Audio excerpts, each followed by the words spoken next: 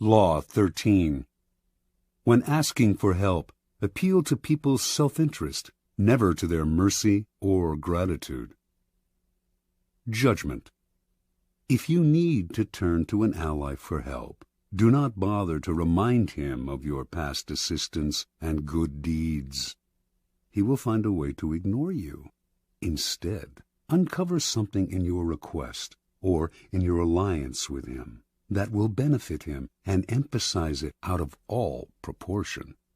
He will respond enthusiastically when he sees something to be gained for himself. Observance of the law.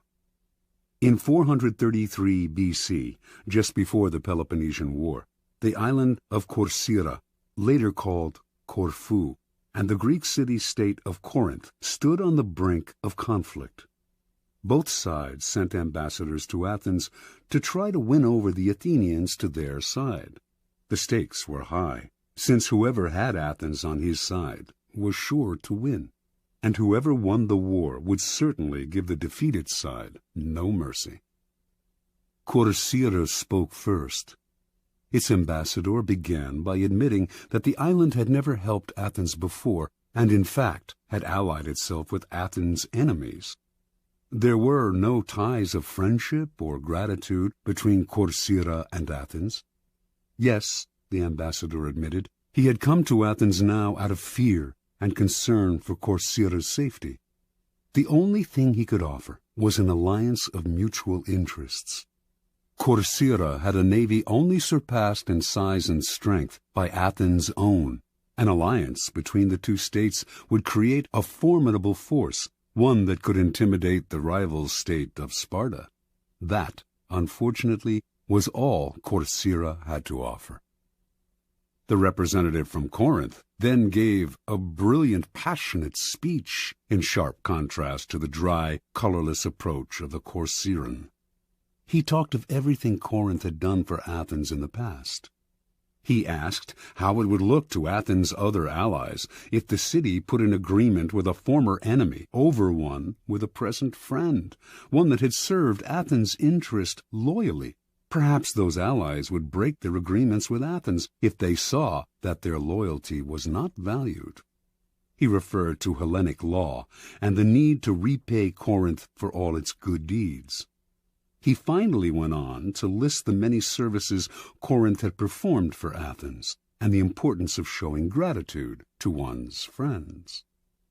After the speech, the Athenians debated the issue in an assembly. On the second round, they voted overwhelmingly to ally with Corcyra and drop Corinth. Interpretation. History has remembered the Athenians nobly, but they were the preeminent realists of classical Greece. With them, all the rhetoric, all the emotional appeals in the world could not match a good pragmatic argument, especially one that added to their power. What the Corinthian ambassador did not realize was that his references to Corinth's past generosity to Athens only irritated the Athenians, subtly asking them to feel guilty and putting them under obligation. The Athenians could care less about past favors and friendly feelings.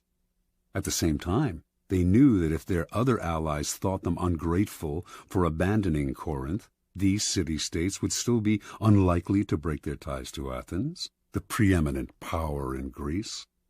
Athens ruled its empire by force and would simply compel any rebellious ally to return to the fold.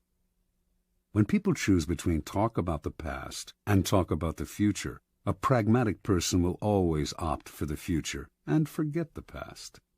As the Corcyrans realized, it is always best to speak pragmatically to a pragmatic person, and in the end, most people are, in fact, pragmatic. They will rarely act against their own self-interest. Keys to power. In your quest for power, you will constantly find yourself in the position of asking for help from those more powerful than you. There is an art to asking for help, an art that depends on your ability to understand the person you are dealing with and to not confuse your needs with theirs. Most people never succeed at this because they are completely trapped in their own wants and desires. They start from the assumption that the people they are appealing to have a selfless interest in helping them. They talk as if their needs mattered to these people, who probably couldn't care less. Sometimes they refer to larger issues, a great cause, or grand emotions such as love and gratitude. They go for the big picture when simple, everyday realities would have much more appeal. What they do not realize is that even the most powerful person is locked inside needs of his own, and that if you make no appeal to his self-interest, he merely sees you as desperate, or at best, a waste of time. A key step in the process is to understand the other person's psychology. Is he vain? Is he concerned about his reputation or his social standing? Does he have enemies you could help him vanquish? Is he simply motivated by money and power?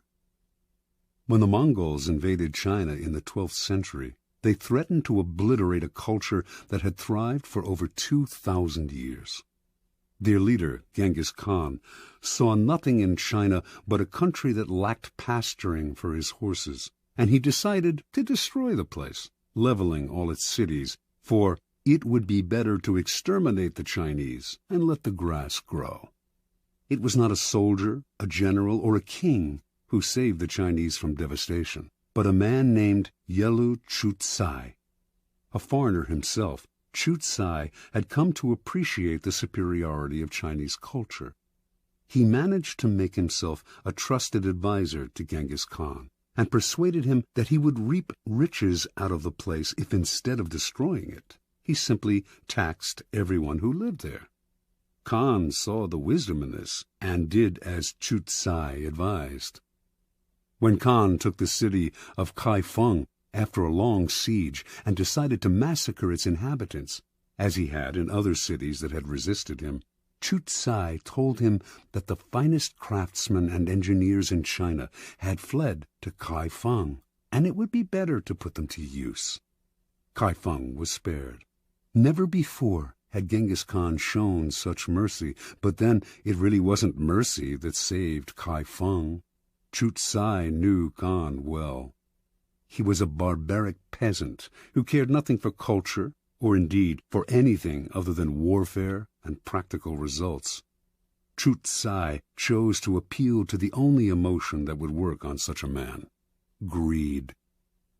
Self-interest is the lever that will move people. Once you make them see how you can in some way meet their needs or advance their cause, their resistance to your requests for help will magically fall away.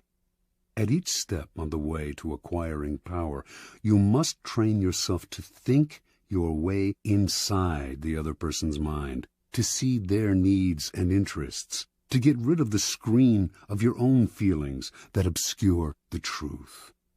Master this art, and there will be no limits to what you can accomplish.